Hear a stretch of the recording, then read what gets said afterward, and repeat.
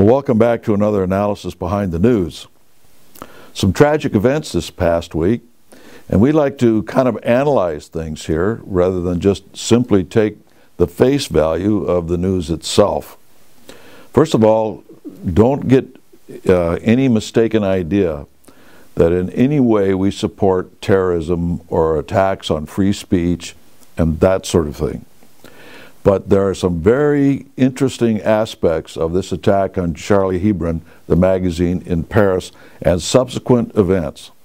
There are certain things about it that cause questions, or should, and its aftermath and where this is all going.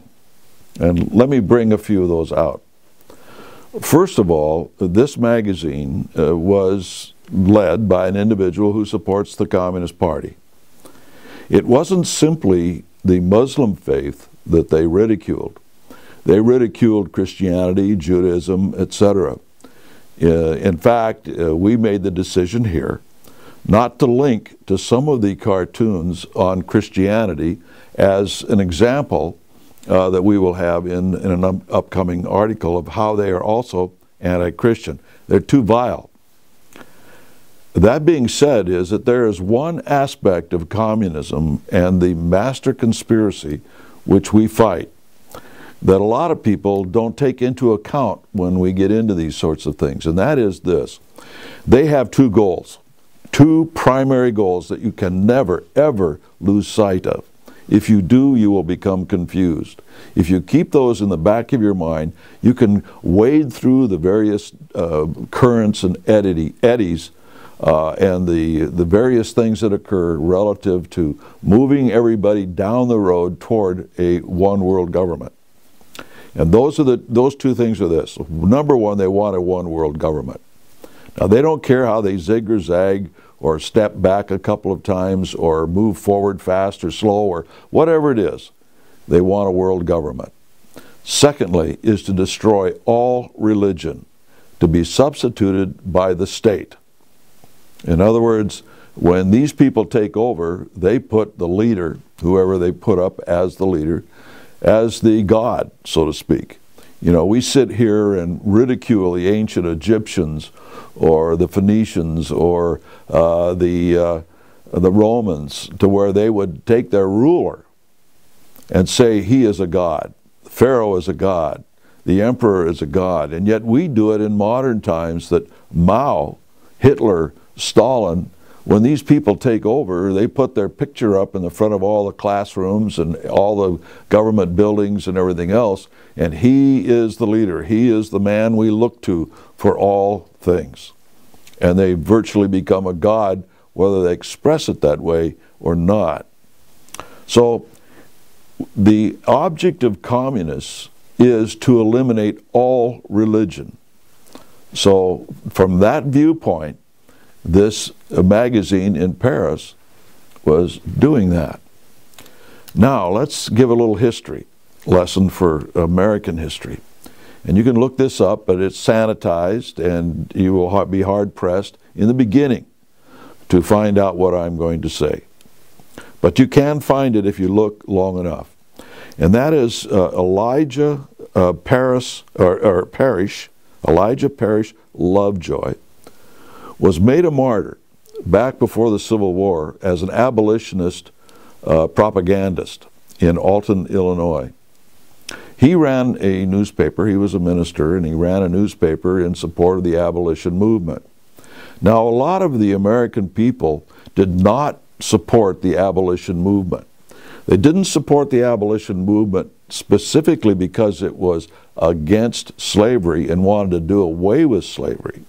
They were against the abolitionist movement because of the other things that they advocated, such as property rights. In other words, they said, okay, the black Americans are property, that's wrong, which everybody would agree with. They shouldn't be property, they shouldn't be slaves. But in addition to that, they said there shouldn't be any property at all.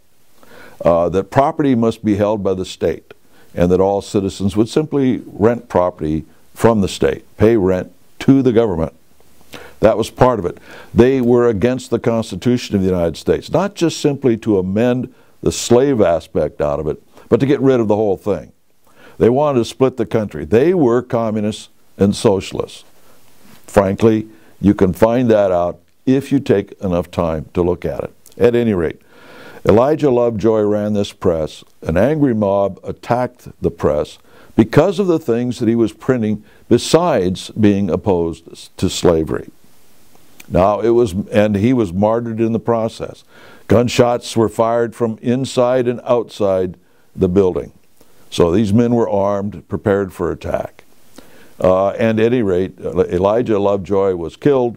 The abolitionists took this and propagandized the whole country against the stifling of free speech.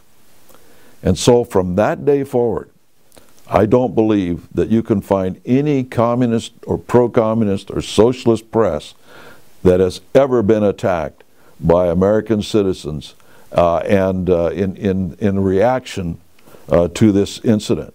In other words, it became politically incorrect to attack any un-American style free speech, which gave carte blanche for anybody to say anything they wanted. Now, I'm for free speech. But I also know that I should be allowed to at least criticize it and do my own thing, so to speak. But this created such a reaction that for a long time nobody could stand up to the propaganda of communist-supported abolitionism, which led to the Civil War. At any rate, that's what I fear in regard to this terrorist attack in Paris. First of all, there's some very strange things about the attackers. They wanted to make sure that everybody knew who they were. You don't just leave your ID card in the front seat of your getaway car or whatever car it was that it was in. Those things are usually put in your pocket, whatever. They're secured. You just don't leave them laying around. So everybody knew who these people were immediately, and then they could go to Facebook and Twitter and all the rest of it and find their pictures, their background. But even at that, the government already knew their background, didn't they?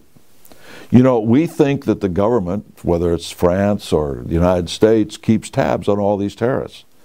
And yet here we have a team of terrorists that were already on the books, so to speak, and should have been under close scrutiny relative to their backgrounds, how the time they've already served, the travels that they've been involved in relative to helping people link up with the terrorists in the Middle East and so on and so forth. You would kind of think that maybe those were the sorts of people that the government would be watching. And yet, look what happened. And then subsequently, I mean immediately after this event, people started demonstrating with the same thing, I'm Charlie, on signs, written on their foreheads and so on and so forth. Immediately this proliferated, which to me shows organization. Then over the weekend we have every world leader of substance drop everything except Obama and run to Paris to link arm in arm in solidarity. Now when you've got people like Netanyahu and the head of France and Merkel of Germany and Abbas of Palestine and all the rest linked arm in arm walking down the streets of Paris in solidarity, you've got to ask, what is going on here? And so now in the name of this attack, what we see is the use by the powers that be to supposedly work to prevent any future violent terrorist acts. For instance, Obama is calling a meeting in Washington, D.C. in February 14th, I believe it is. No, it's 18th, of the world leaders to come together to find ways to counter violent extremism. Now, what does that mean? In order to do that, you've got to have preventative measures, do you not? Now, who and how are these preventative measures going to be implemented? Who are the extremists? We kind of find out that sometimes extremists tend to be the individuals that are constitutionalists in this country, if you read what the government's trying to convince people. So these are the sorts of things that bother me about these incidences. Maybe there isn't any real coordination between the attack and the attackers and those that react to it.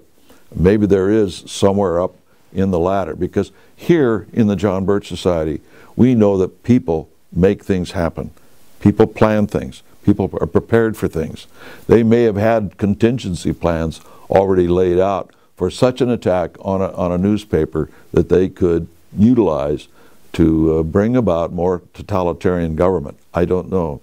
All I know is that there are a lot of unanswered questions, and believe me, what has happened and the subsequent reaction is not good for freedom of speech down the road for those of us who are on the side of the Constitution of the United States. Until next week, we'll see you then.